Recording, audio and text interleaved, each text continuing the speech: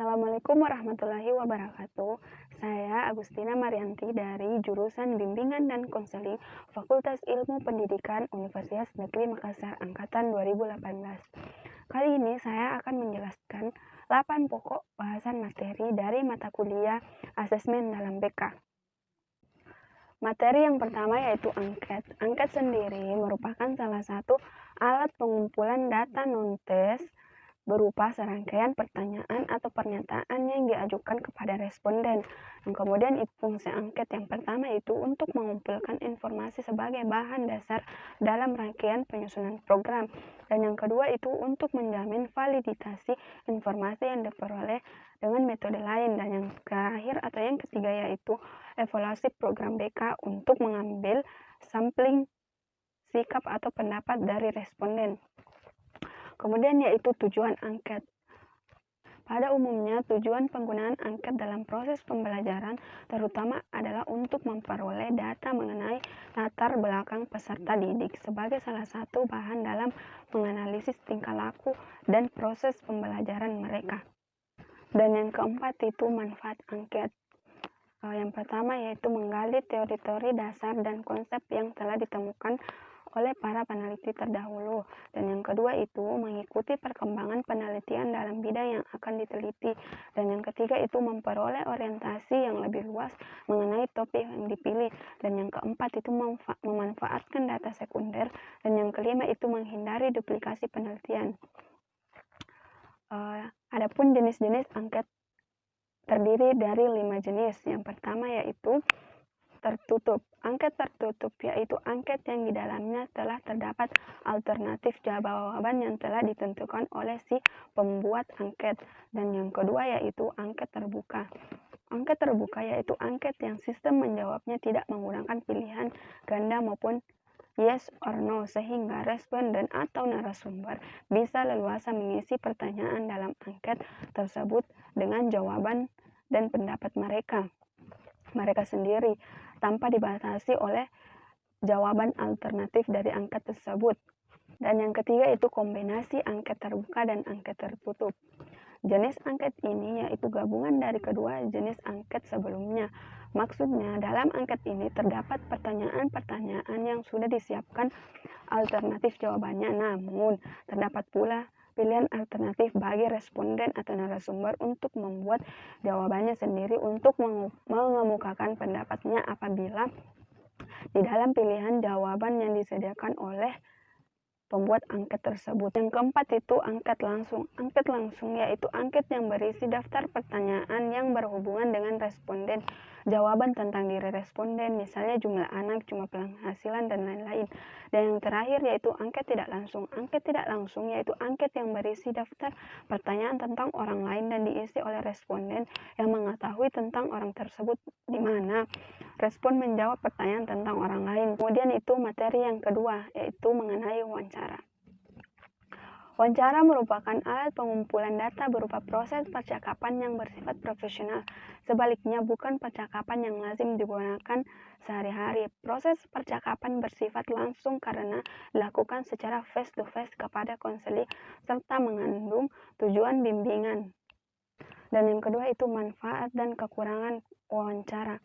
Berbagai manfaat wawancara untuk kepentingan pemahaman diri konseling diantaranya adalah mengungkapkan langsung pandangan, sikap, dan pendapat individu atau konseli, mengungkapkan struktur kognitif dan makna kehidupan individu, dan mengekspresi informasi personal individu.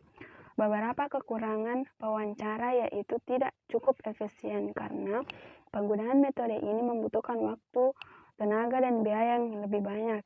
Cara mengatasi kelemahan ini dapat menggunakan pedoman wawancara dan interview yang terlatih. Wawancara juga tergantung pada kesediaan, kemampuan, dan waktu yang tepat dari interview, sehingga informasi tidak dapat diperoleh dengan seteliti-telitinya. Materi 3 observasi. Yang pertama yaitu pengertian observasi.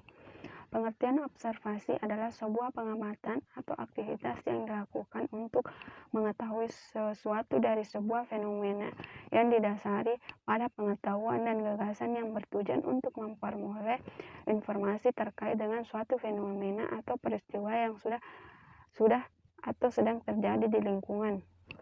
Proses dalam mendapatkan informasi tadi haruslah objektif, nyata, serta dapat dipertanggungjawabkan. Dan yang kedua yaitu tujuan observasi.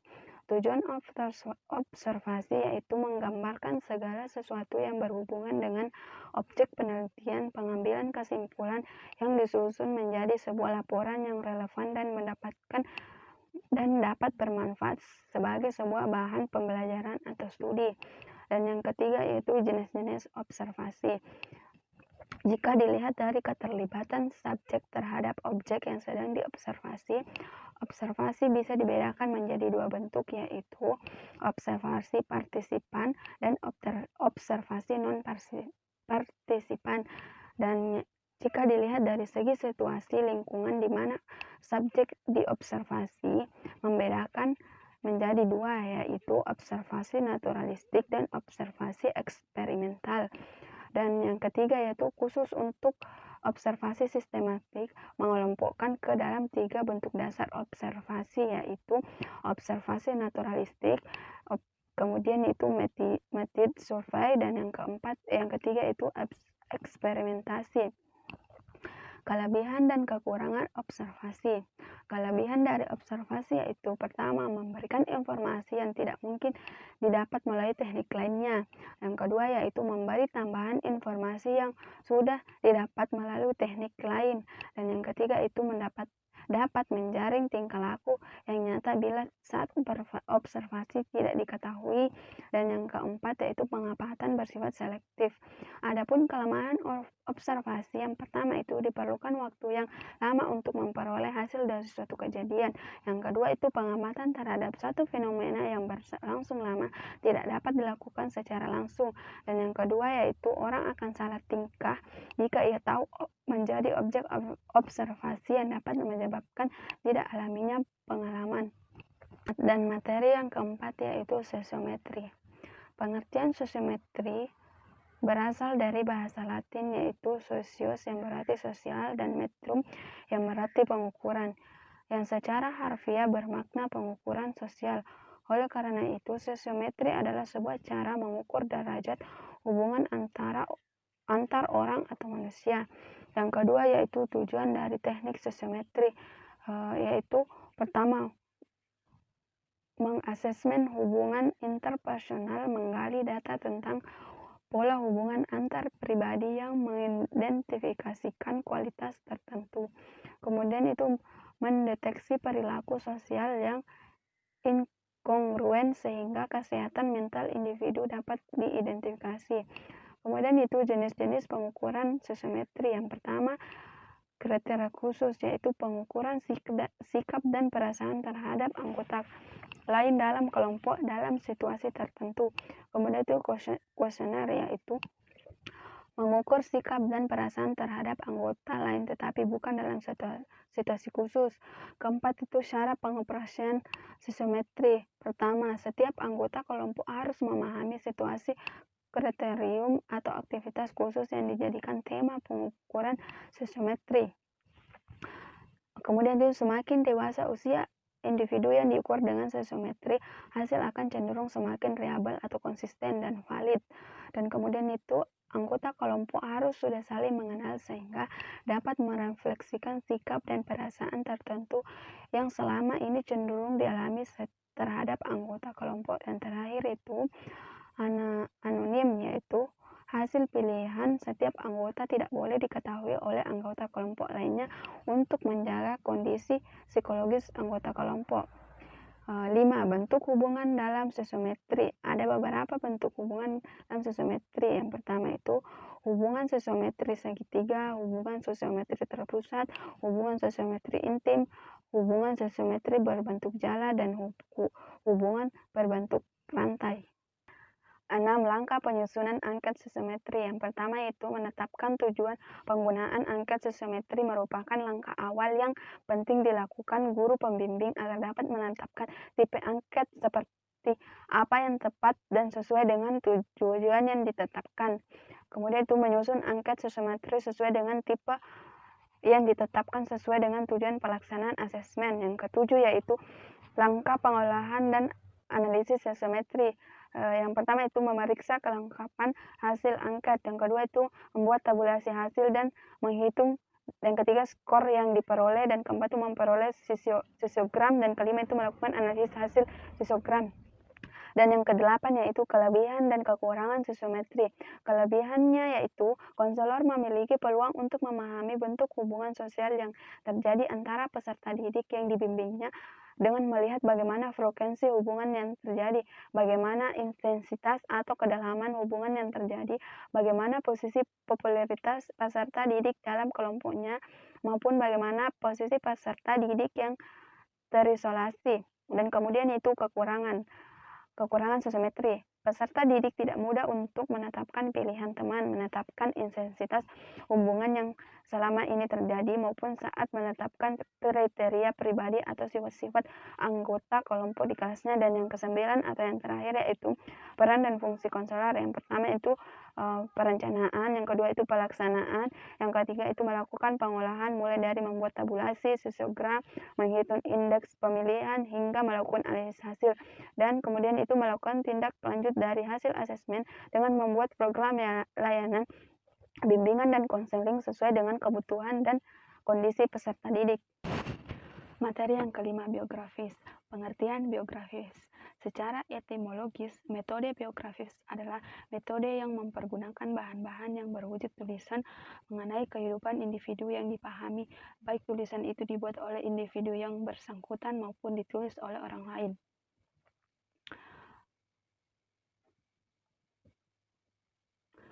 Bahan-bahan biografis yang banyak digunakan untuk memahami individu adalah biografi, autobiografi, buku harian, kenang-kenangan masa muda, dan case story.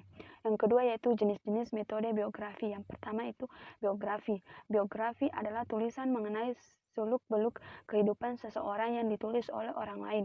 Biografi berisi gambaran tentang kejadian-kejadian penting yang dialami oleh seseorang dalam kehidupannya yang mempengaruhi perkembangan dan pembentukan pribadi orang tersebut. Dan yang kedua yaitu autobiografi. Autobiografi adalah tulisan mengenai gambaran tentang kejadian-kejadian yang dialami oleh seseorang dalam hidupnya yang mempengaruhi perkembangan dan pembentukan pribadi yang ditulis oleh individu itu sendiri. Terbagi menjadi dua bagian, yaitu autobiografis berstruktur dan autobiografi tidak berstruktur. Dan yang ketiga itu buku harian. Buku harian ditulis oleh seseorang biasanya berisikan hal-hal yang bersifat pribadi dan dianggap sangat rahasia oleh yang bersangkutan. Di sini dapat diungkapkan hal-hal yang tidak mungkin dikatakan kepada setiap orang, merupakan tempat curhat bagi penulisnya. Justru karena isinya yang demikian itulah maka buku harian merupakan sumber data yang sangat berharga untuk keperluan pemahaman individu. Dan yang keempat itu case story. Case story ini sebenarnya merupakan penggunaan berbagai sumber biografis untuk keperluan analisis suatu gejala. Berbagai sumber yang mungkin dapat ikut mengatasi suatu gejala yang sedang dihadapi dapat dipergunakan, misalnya penyakit yang pernah diderita, perceraian orang tua, tidak naik kelas atau tidak lulus ujian, kegagalan dalam pergaulan, perlakuan orang tua di masa kanak-kanak, dan sebagainya. Data masa lampau siswa akan dapat diperoleh dengan menggunakan teknik case story atau riwayat kasus. Kemudian yaitu kelebihan dan kekurangan metode biografis. Adapun yaitu kelebihan metode biografis, yang pertama itu data yang dikemukakan oleh konseling merupakan data otentik. Hal ini didasarkan pada asumsi bahwa konseling merupakan orang yang paling tahu tentang dirinya sendiri. Dan yang kemudian yaitu data yang dikemukakan konseling dalam bahan-bahan biografis ini memberikan gambaran tentang pengalaman dan pandangan dirinya terhadap suatu hal. Dan yang terakhir itu data biografis yang diperoleh dari orang yang terdekat dengan konseli dapat memberikan gambaran tentang hubungan konseli dengan sumber data yang bersangkutan. Kemudian yaitu kekurangan biografis. Yang pertama itu seorang konseli cenderung tidak menceritakan kekurangan yang ada pada dirinya. Dan yang kedua itu sumber data yang terdekat dengan konseli terutama dalam hubungan emosional bisa jadi tidak menceritakan kekurangan. Materi ke-6, inventory. Pengertian inventory yaitu adalah tes-tes yang terutama menggunakan paper dan pensil. Tes inventory merupakan self-report questionnaire untuk menentukan karakteristik kepribadian, minat, sikap, dan nilai-nilai. Kemudian yaitu tujuan tes inventory itu untuk membantu mengatasi masalah-masalah berhubungan dengan pendidikan, perkembangan anak, klinis, dan industri deskripsi, penggambaran yang lebih intensif dari subjek prediksi untuk meramalkan perkembangan konseli. Dan yang ketiga itu fungsi dan manfaat tes inventory. Tes inventory sangat berguna untuk mengetahui karakteristik kepribadian seperti minat, penyelesaian diri, motivasi, dan prasangka. Namun perlu diingat bahwa alat-alat tes yang digunakan umumnya tidak ada yang sempurna dan masing-masing tes hanya menjelaskan satu atau beberapa aspek kepribadian. Jenis-jenis tes inventory yang pertama yaitu tes Pauli. Tes Pauli banyak mengukur sikap kerja, namun tes Pauli tetap digolongkan tes kepribadian karena unsur yang paling kuat dalam tes Pauli adalah kemauan. Kemudian itu tes Kraepelin. Salah satu yang perlu Anda ketahui bahwa alat tes ini akan mengungkapkan beberapa faktor bakat diantaranya kecepatan, ketelitian, kejegaan, dan ketahanan kerja di dalam tekanan. Dan yang terakhir yaitu EPPS atau Edward Personal Preference Schedule. Dengan demikian dalam pengertian tes EPPS ini semua item harus dikerjakan. Tes EPPS bertujuan untuk mengungkapkan 15 need yang ada pada diri seseorang. Dan materi yang ketujuh yaitu aum umum. Adapun yang akan saya jelaskan yaitu pengertian, tujuan, dan penggunaan aum umum. Aum umum merupakan sebuah alat yang digunakan untuk mengungkap masalah mahasiswa atau mahasiswa dan masyarakat secara menyeluruh, mengungkapkan masalah-masalah umum. Kemudian yaitu tujuannya adalah memahami, memperkirakan, dan mengungkapkan masalah-masalah yang dihadapi konseli. Kemudian yaitu pengelompokan masalah. Berikut adalah bidang-bidang masalah untuk format LTP, SLTA, mahasiswa, dan masyarakat.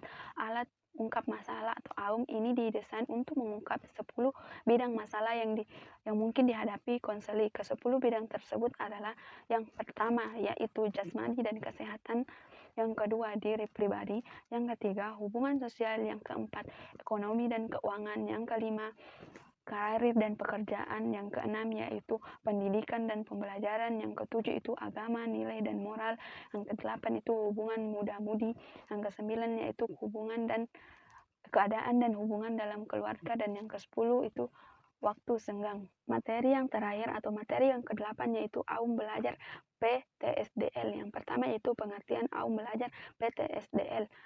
Aum PTSDL merupakan alat untuk mengungkapkan masalah-masalah secara khusus yang berkaitan dengan upaya kegiatan belajar peserta didik di sekolah, di rumah, ataupun di tempat lainnya, dan oleh karena settingnya berkaitan dengan proses belajar di sekolah, maka aum PTSDL dipergunakan oleh guru untuk peserta didiknya.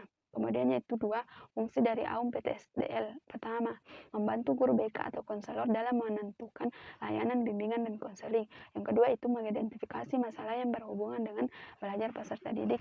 Dan yang ketiga itu membantu peserta didik yang bermasalah dalam penyelesaian masalah belajar. Dan yang terakhir yaitu sebagai dasar penyusun program pelayanan konseling. Kemudian yaitu cara pengerjaan aum PTSDL. Yang pertama itu peserta didik diberikan buku aum PTSDL berikut lembar jawaban.